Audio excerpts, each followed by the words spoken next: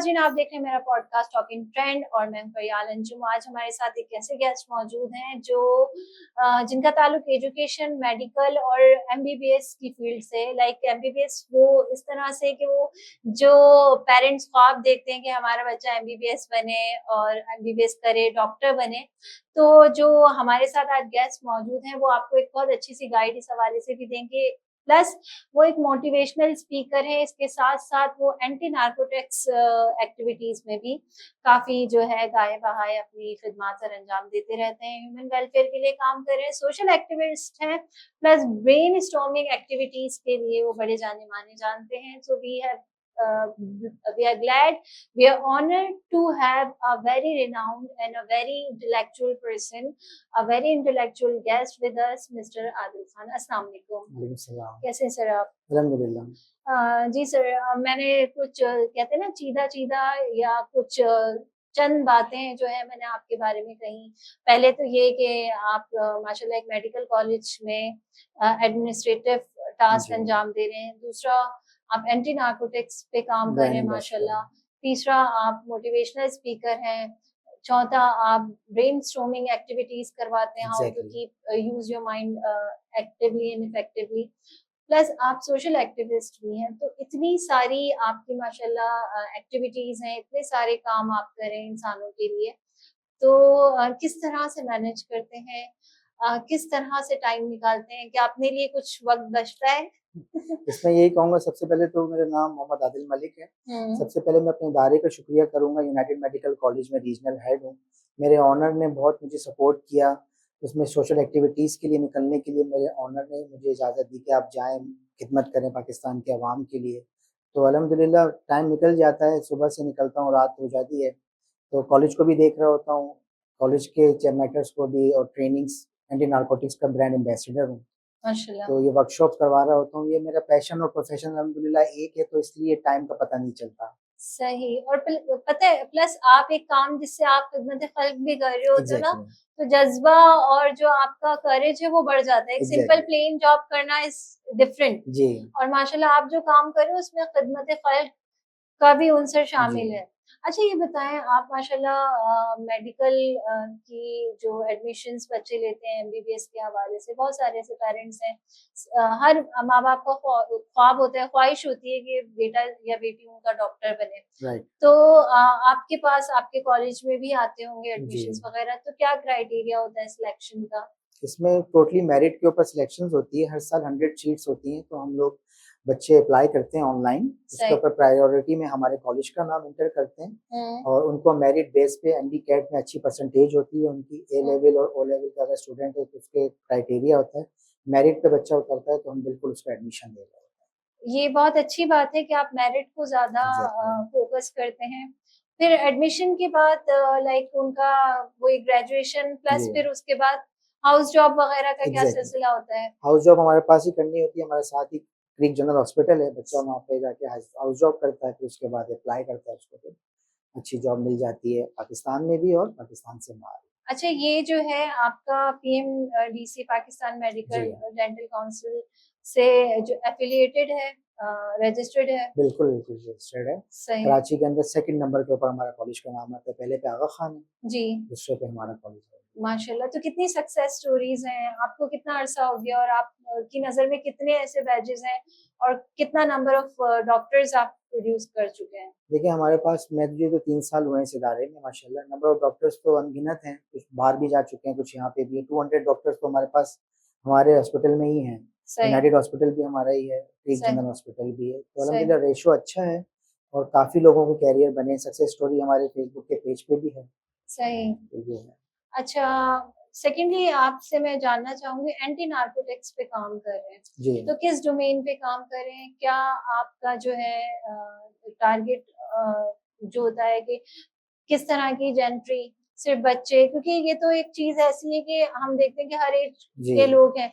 तो आप बच्चों को हाइलाइट करते हैं या कोई भी आप किस तरह से काउंसिल करते हैं? इसमें देखिए जिनके पास एंटी नार्कोटिक्स के जो 3-4 हॉस्पिटल है एमएटीटीआरस के नाम से, सही, उसमें हर एज के लोग हैं पेशेंट्स ना, बच्चे भी हैं, बड़े भी हैं, बुजुर्ग भी हैं, जवान भी हैं ना। सही। तो उन वो वहाँ पे उनका इलाज चल रहा होता है माशाल्लाह बड़े अच्छे मैनर में। तो उनको कुछ ऐसी एक्टिविटीज़ में एंगेज करता हूँ ताकि वो अपना जो वक़्त वहाँ पे जिसमें रिहैबिलिटेशन में गुज़ार रहे हैं, वो हुँ, अच्छे से गुज़ारें। आया कि वहाँ पे कुछ फिज़िकल एक्टिविटी करें, सही। उनकी याददाश्त को तेज़ करने के लिए, उनको हुँ, मोटिवेट रखने के लिए पज़ल्स सिखाए जाते हैं, कुछ गेम्स खिलाए जाते हैं और हुँ, कुछ ऐसी स्किल सिखाई जाती है कि वो जैसे ही इलाज करके बाहर निकले तो उनके पास एक नया मोटो और नया मोटिव हो, जो सही। अपनी ज़िंदगी गुज़ार सकें अच्छे अच्छा से। कोई एज बेस्ड सिलेक्शन है या कोई भी विक्टिम है जो एडिक्शन में पड़ चुका है, आप किसी को भी ले लेते हैं एज जी, बेस्ड? जो हमारे पास ट्रेनिंग है, मैं यूएसए की कंपनी है, उनसे मैं सर्टिफ़िकेशन ली हुई है, उसमें एज लिमिट नहीं है, 7 साल से लेके 60 इयर्स के लोग भी ना उस टेक्निक को इस्तेमाल करके अपने दिमाग को तेज़ कर सकते हैं, माइंड को डाइवर्ट कर सकते हैं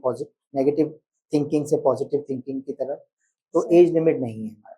अच्छा सर ये बताएँ कि कभी ऐसा हुआ कि आपके पास कोई पेशेंट आपका कोई ऐसा हो जिसकी फैमिली इंटरैक्शन रही हो और आपने उसके बारे में जाना हो कि किस तरह से इस तरफ आया, क्या वजूहात रहीं?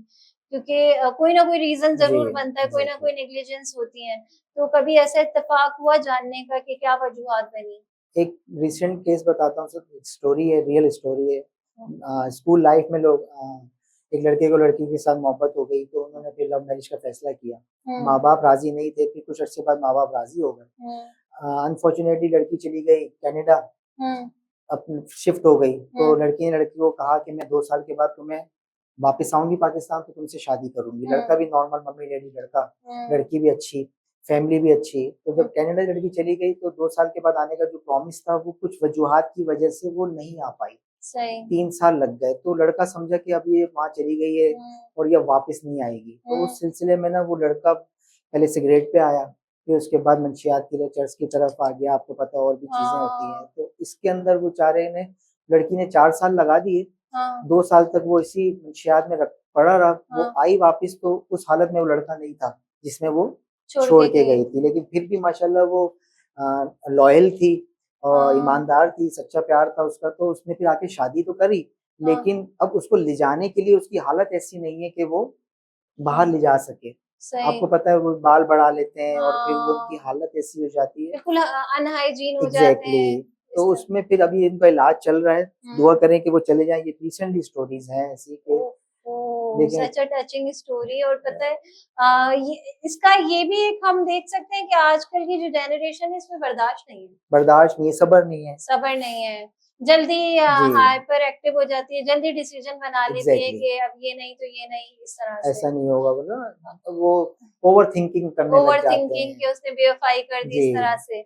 नहीं लाइक यहाँ पे आप क्या कहते हैं पेरेंट्स की काउंसलिंग का भी एलिमेंट शामिल होना चाहिए? बिल्कुल, पेरेंट्स की काउंसलिंग का फिर बच्चे की गैदरिंग देखी जाती है। वो सही, कहते हैं ना जैसी संगत वैसी रंगत। तो बिल्कुल, अगर आपकी गैदरिंग में ही ऐसे 2-3 नशे वाले लोग होंगे तो आप 5वें कुछ ना दिनों के बाद आप ही वो नशा करने लग जाओगे। सही बात है। तो इसी वजह से बच्चे की गैदरिंग पे माँ-बाप को बड़ा ख़्याल रखना पड़ता है। बिल्कुल क्योंकि और माँ हाँ, ऐसा होता है कि देखते-देखते भी ऑप्ट करने लग जी, जाते हैं बिल्कुल लोग ना, ऐसा ही है, ऐसा होता है। ऐसे ही है। अच्छा, आपने बताया कि आप जो है ब्रेनस्टॉर्मिंग ट्रेनिंग देते हैं, तो उसका क्या क्राइटेरिया है? वो सिर्फ़ ऐसे लोगों के लिए है, वो जनरल है? जनरल है, जनरल है। बिल्कुल। जैसे हाँ, अक्सर लोगों को नंबर्स याद नहीं रहते, सही, लोगों के नाम याद नहीं रहते, सही। तो इंटरनेशनल टेक्निक के थ्रू अगर किसी को नाम याद करना है तो उस नाम को ब्रेकअप करके पिक्चर्स के साथ जोड़ के नाम याद कराया जा सकता है। अच्छा, जी, ऐसी बिल्कुल। एक्टिविटीज़ हैं। जैसे तो किसी का नाम अंबर है, हुँ, तो अंबर से रिलेटेड ना आसमान से रिलेटेड कोई ऐसी पिक्चर बना दी जाए कि वो पिक्चर के साथ अंबर को जोड़ ले। जब भी उस लड़की का या लड़के का नाम याद करना है तो कुछ पिक्चर्स के साथ जोड़ के ना नाम याद रह जाते हैं। अच्छा।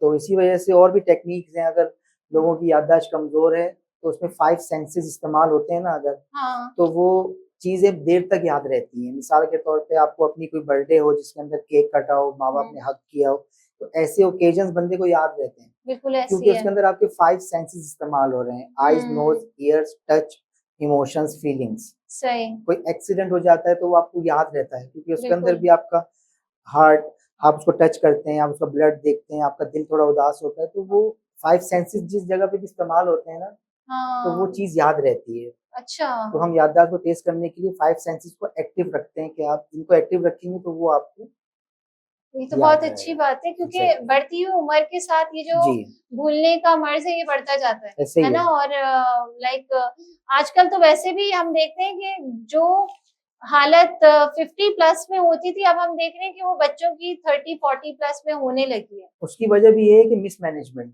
अक्सर सही। आपने देखा होगा नौजवान कभी ऑफ़िस से बाहर निकल रहे हैं, घर से बाहर निकल रहे हैं, चाबी भूल गए, सेल हुँ, फ़ोन भूल गए, हुँ। हेलमेट भूल गए, तो वो सही, डिसिप्लिन जितना होगा ना उससे याददाश्त का बड़ा मैटर करता है। सही। समझ रहे हैं? तो हाँ, नौजवान इसलिए हबर-दबर में ही रहता है। सुबह लेट बिल्कुल। हो रहे हैं तो कभी हेलमेट भूल गए, तो कभी लंच बॉक्स भूल गए। भागते-दौड़ते, खाते हुए एग्ज़ैक्टली। वो हाथ में पकड़ा हुआ है, जी, ये वाला टाइम हो गया है। ये लेकिन जैसे हमें याद है मतलब मैं अपने बचपन की बात कहूँ तो हमारे वालिदैन का ये क्राइटेरिया हो जाता था कि इतने बजे उठना है, ये ब्रश करना है, जी, आपने पूरा ब्रेकफ़ास्ट लेना है, प्रॉपर तैयार करना है, उसमें हेयर कॉम्ब भी करना है। But exactly. Now I feel कि मैं भी इस वक़्त के धारे में बहती जा रही हूँ। बस जल्दी-जल्दी अच्छा 10 मिनट में निकलने में ये छोड़ दिया, वो कर लिया। जी। तो ये चीज़ बड़ा मैटर करती है। तो सर माशाल्लाह आप इतनी सारी एक्टिविटीज़ में एंगेज हैं, तो आप अपने टाइम को कैसे मैनेज करते हैं? अपनी पर्सनल लाइफ़ को कैसे मैनेज करते देखिए, हैं? सबसे बड़ी टाइम मैनेजमेंट हमारे नबी सल्लल्लाहु अलैहि वसल्लम ने सिखाई हुई है 5 वक़्त की नमाज़। बिल्कुल सही, सबसे ज़्यादा टाइम मैनेज वही बंदा कर सकता है जो 5 वक़्त की नमाज़ की फ़िक्र करे, फजर में सही, उठे और इशा में सो जाए। तो बिल्कुल, ये इतनी बरकत हो जाती है इसके अंदर, टाइम मैनेज हो जाता है। बिल्कुल ऐसे ही है। तो डिसिप्लिन और टाइम मैनेजमेंट की वजह यही है कि नमाज़ आप पढ़ें और उसी सही, के वही 5 वक़्त की नमाज़ आपको रूटीन पे लेके आ जाती है। बिल्कुल सही फरमा रहे हैं आप। अच्छा ये बताएँ ट्रेनिंग सेशंस जो आप करवाते हैं, जी। पर्टिकुलरली एजुकेशनल इंस्टीट्यूट हैं या आप ये प्रोफ़ेशनल इंस्टीट्यूशंस को भी देख रहे होते हैं? इसमें यूनिवर्सिटीज़, हुँ, कॉलेजेस, हुँ, टेक्निकल पुलिस ट्रेनिंग स्कूल है, वहाँ पे मैं टेक्निकल ट्रेनिंग देता हूँ, CCTV camera, AI, artificial intelligence की, सही, प्लस एंटी नारकोटिक्स के पेशेंट्स को ट्रेनिंग दे रहा होता हूँ। सही। तो इसमें कोई स्पेसिफिक कॉर्पोरेट या एजुकेशन स्पेसिफिक नहीं है, मैं हर कहीं ट्रेनिंग दे रहा होता हूँ, जहाँ पे भी नीड होती है, क्योंकि मेरा अच्छा, टॉपिक ऐसा है, हर किसी को याददाश्त का इश्यू होता है, बिल्कुल। मेमोरी शार्पनिंग की। बिल्कुल ऐसी ये और ये आजकल हर दूसरे बंदे का जो है ना मसला है। एग्ज़ैक्टली। अच्छा सर ये बताएँ कि मुल्क की हालात पे क्या कहेंगे कि बहुत प्रॉब्लम है अगर हम देखें तो मसाइल ज़्यादा हैं, वसाइल कम हैं। एग्ज़ैक्टली। तो आप इस हवाले से क्या जो है ना रोशनी डालना चाहेंगे? आपके नज़रिए में क्या सॉल्यूशंस हो सकते हैं? किस तरह से हम अपनी ज़िंदगी को नॉर्मलाइज़ कर सकते हैं, जो कि बहुत मुश्किल हो चुका है। जी, हम इतने मसाइल में घिरे हुए हैं, बिजली का बिल है ग्रोसरी है, फैमिली प्रॉब्लम्स हैं और फिर बर्दाश्त नहीं है। जी। तो इस तनाज़ुल में किस तरह से देखते हैं ज़िंदगी को? अक्सर देखें जितनी भी हमारी आवाम परेशान है ना, खासतौर पे मिडिल क्लास, हुँ, मैंने जो अपने लाइफ में ऑब्जर्व किया है ना, हम लोग ना कंपैरिजन और कंपटीशन के चक्कर में लगे हुए हैं। सही। जैसे कोई शादी आ रही है किसी रिश्तेदार की, तो फौरन से प्लानिंग हो जाती है कि भाई फलां सूट हमने पिछली शादी में पहना था, इस शादी में नया सूट बिल्कुल चाहिए। ऐसी है। उसके फलां जगह पे किसी ने बड़ी गाड़ी ले ली, हमारे पास छोटी गाड़ी है, तो हम फौरन बीसी डालने लग जाते हैं कि हमारे पास ये बड़ी गाड़ी आए। तो बिल्कुल, हमें कॉम्पिटिशन से बाहर आना पड़ेगा, कंपैरिजन से बाहर आना पड़ेगा। बिल्कुल सही। तो बच्चों की काउंसलिंग इस तरह की जाए ना कि अगर आपके बच्चे के पास मतलब किसी बराबर है पड़ोसी के बच्चे को बर्थडे पे किसी ने आईफ़ोन दिला दिया, तो फ़ौरन आपका बच्चा आपसे ज़िद करता है कि पापा मुझे भी आईफ़ोन चाहिए। बिल्कुल ऐसी तो है। फिर वो पापा अपना पैसे जमा करके उसको दिलाते हैं, फिर ख्वाहिशात बढ़ती हैं, तो फिर हम महँगाई पे भी रो रहे होते हैं। तो हुँ, कोशिश हम करें अपने आप को इकोनॉमिकल लेके चलें, इकोनॉमिकल लाइफ़ वही बचपन वाले बच्चे गुल्लक में पैसे जमा करते थे, ईद के ईद जाते थे तो फिर शॉपिंग करते थे। और वो ईदी भी बड़ी हमारे हाँ, लिए ना उसकी एक एक खज़ाना खज़ाना होता था होती थी। और सँभाल के रखते थे उसको भी और पहले ये होता था कि हम बाकी जोड़ते थे पैसे। आजकल के एग्ज़ैक्टली। बच्चों को तो जितना दे दो, वो ईदी भी रिटर्न नहीं होती और वो उनके अखराजात भी खत्म जी, नहीं होते। अच्छा एग्ज़ैक्टली। क्या इसमें वालिदैन इन्वॉल्व हैं कि वो बहुत ज़्यादा पैम्पर करने लगे हैं? वालिदैन इन्वॉल्व हैं, देखिए वालिदैन जो है ना बच्चों को ना असल में बच्चे की तरबियत का एक क्राइटेरिया है जिससे लोग आगाह नहीं है। सही, जिससे मैं आपको बताऊँ पहले साल से लेके 7 साल तक बच्चे को खूब प्यार करो, लाड करो, जो मर्ज़ी दिलाओ उसको ना। सही, 7 से लेके 14 साल तक उसकी काउंसलिंग करो, मयाना रफ़ी से लेके चलो उसको ना। सही, उसको सिखाओ कि बेटा किफ़ायत-शारी क्या होती है, सही, सेविंग किस तरह होती है, ये सब स चीज़ें। सही। फिर 14 से लेके उसको 22 साल तक ऑब्ज़र्व करो कि जो आपने उसकी काउंसलिंग करी है 14 साल तक, हुँ, वो उसपे इम्प्लीमेंट कर भी रहा है या अच्छा। नहीं कर रहा। अच्छा। 22 साल में अगर उसकी आप टाइम पे शादी करवा देंगे, उसको जिम्मेदारी उसके कंधे पे डालेंगे, तो वो एक ट्रैक पे चलता रहेगा। राइट। लोग सक्सेस के चक्कर में बच्चे को पढ़ाते हैं, 28-30 साल तक पढ़ेगा, कैरियर बनाएगा, तो फिर बीच के अंदर कोई सर्कमस्टेंसेस ऐसे आ जाते हैं जो शरई चीजें हैं कि हुक्म है कि भाई बच्चा बालिग हो उसकी शादी करा दो, बिल्कुल ऐसी है। लड़की बालिग हो उसकी शादी करा दो। बिल्कुल ऐसी है। तो मुआशरे में अगर बुराई से लोगों को बचाना है तो हमें इस्लाम को आगे रखना पड़ेगा। बिल्कुल सही फरमा रहे हैं, और इस्लाम एक ज़ाब्ता जी, जिंदगी है। जिंदगी है, आप देखिए हर पहलू पे रहनुमाई है।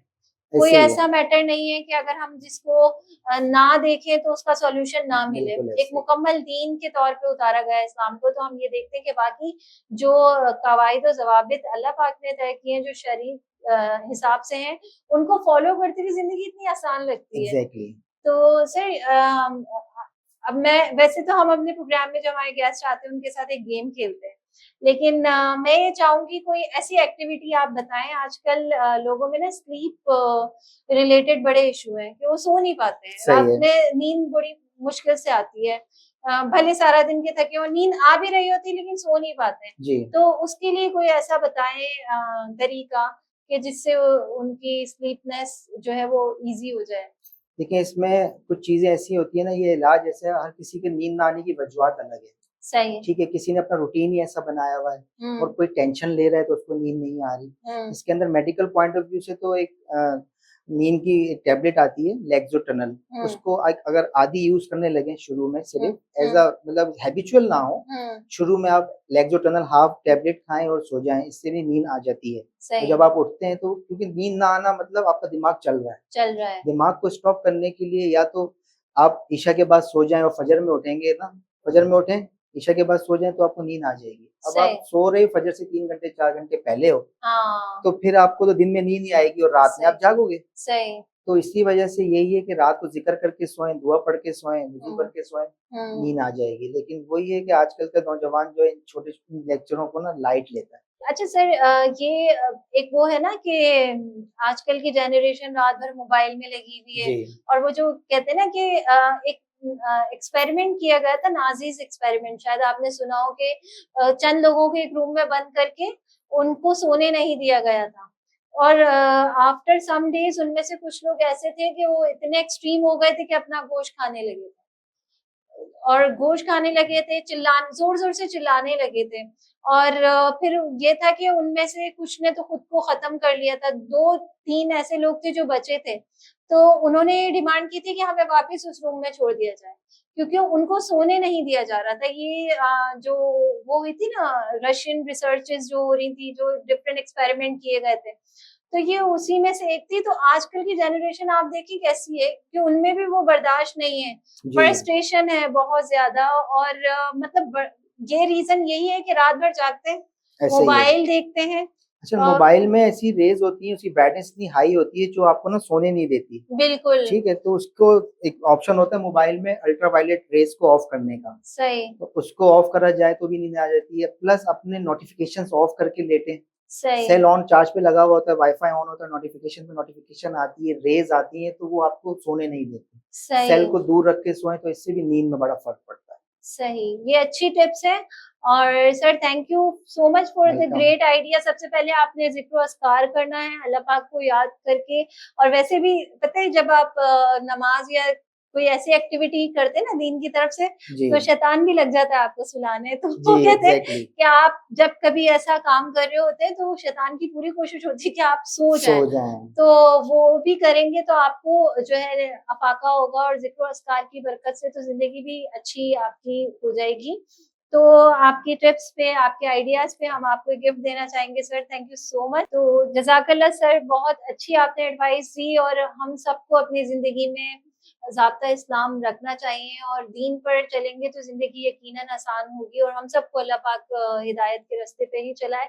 सर आपकी एडवाइसेस और आपकी अच्छी बातों पे हम आपको एक गिफ्ट देना चाहेंगे। जज़ाकल्लाह, थैंक यू सो मच हमारे प्रोग्राम में आने का, बहुत अच्छी नॉलेज शेयर करने का, और ये जान के बहुत खुशी होती है कि मेरिट पे जब कोई इदारा किसी जो है तालीमी निज़ाम को प्रमोट करता है, जी, तो यकीनन उसकी प्रोग्रेस फिर दुनिया देखती है। एग्ज़ैक्टली और ऐसे। ऐसे ही यूएमडीसी और इससे मुंसलिका जितने इदारे हैं माशाल्लाह वो इंटरनेशनल लेवल पे काम कर रहे हैं। बिल्कुल ऐसे। Thank you so much sir. हम चाहेंगे एक मैसेज हमारे प्रोग्राम के हवाले से, हमारी काविश के हवाले से, क्योंकि हमारी काविश ये है कि लोग आएँ, सच बोलें, अपने आइडियाज़ दें, लोगों में अवेयरनेस फैलाएँ। इस हवाले से कोई मैसेज आप देना चाहेंगे? मैं यूथ को यही मैसेज देना चाहूँगा कि कोशिश करें अपनी लाइफ़ में अपना पैशन और प्रोफ़ेशन एक रखें। जितने जल्दी आप अपना प्रोफ़ेशन और पैशन एक करेंगे, आपको काम काम नहीं लगेगा, आपको काम खेल लगेगा। लाइफ़ में कुछ अचीव करना चाहते हैं तो कोशिश करें जिस काम में आपको मज़ा आए उसी को आप प्रोफ़ेशन बनाएँ। वो फुटबॉल भी हो सकती है, क्रिकेट भी हो सकती है, कोई भी स्पोर्ट्स से रिलेटेड काम भी हो सकता है, आईटी का कोर्स भी हो सकता है। बस जिसमें इंटरेस्ट हो अपने पेरेंट्स को बताएँ, उसी फ़ील्ड में जाएँ। ना कि आप 35-40 साल के बाद डिसाइड करें कि यार मैं इस फ़ील्ड में अच्छा था। 22-23 साल में माँ-बाप को चाहिए बच्चे का टैलेंट पहचानें, अगर बच्चा खुद पहचान गया है तो अपना पैशन और profession must be same. Thank you. Thank you so much sir, thanks for coming to our show. और नाज़रीन, ये था आज का हमारा पॉडकास्ट जिसमें हमने बहुत सारे डोमेन्स पे बात की, एंटी नार्कोटिक्स पे बात की और मेंटल अटेंशन लेवल को बढ़ाने पे बात की। मज़ीद हम कोशिश करेंगे कोई ट्रेनिंग सेशन, कोई ऐसा अवेयरनेस प्रोग्राम हम सर के साथ करें जिससे हम अ, इसको प्रैक्टिकली भी सीखें सर से बिल्कुल ना। एक्टिविटी बेस्ड करेंगे एक्टिविटी इंशाल्लाह। बेस्ड करेंगे। तो thank you so much for watching this show. आप अपने मसाइल, अपने प्रॉब्लम, अपनी कोई बात शेयर करना चाहते हैं, किसी गेस्ट को मदऊ करना चाहते हैं, किसी हवाले से बात करना चाहते हैं, हमारे प्लेटफॉर्म पे आके कमेंट करें, हमारे वीडियोस पे कमेंट करें। ज़रूर हम कोशिश करेंगे कि हम आपको उससे फैसिलिटेट करें। अल्लाह पाक आपका हामी और नासिर हो। अपना ख्याल रखें, जहाँ रहें खुश रहें, अपने से लोगों को मुस्तफ़ीद करें। अल्लाह आपको अपने हिफ्ज़ व अमान में रखे। अल्लाह हाफ़िज़। Take care.